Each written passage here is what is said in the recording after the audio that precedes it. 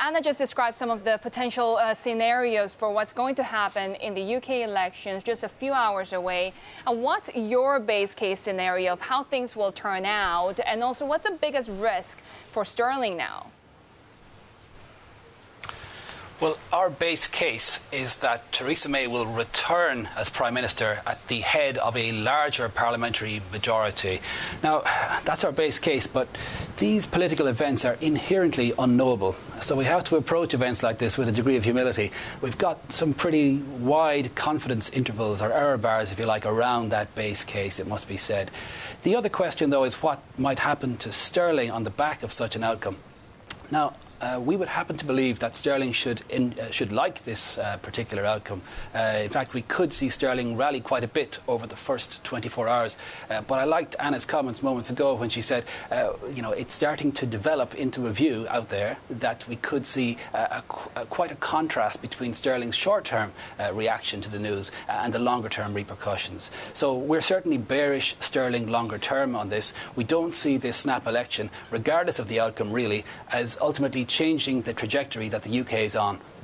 And that is, we're effectively on autopilot towards a pretty hard Brexit in March 2019. Now, the outcome is not assured, the destination is not assured, and the timeline can still change. But to be fair, I think the market is going to have to start to price in a greater probability of that sort of nasty outcome before too long, as the EU and UK negotiations get underway.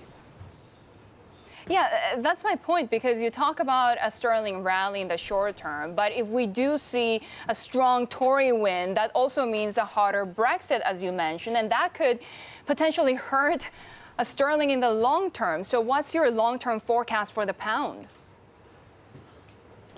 Well, we do think sterling against the US dollar could fall down towards 122 in about 3 months' time. Effectively, this sterling rebound since the snap election was called is built on some pretty shaky foundations.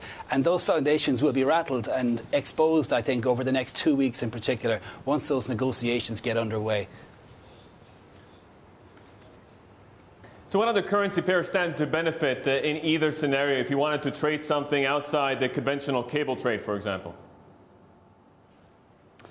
Well, it's a tough one, because if you think back to about 11 months ago, when the Brexit referendum itself happened, most of the action was confined to sterling itself, and there was very little spillover into other currencies.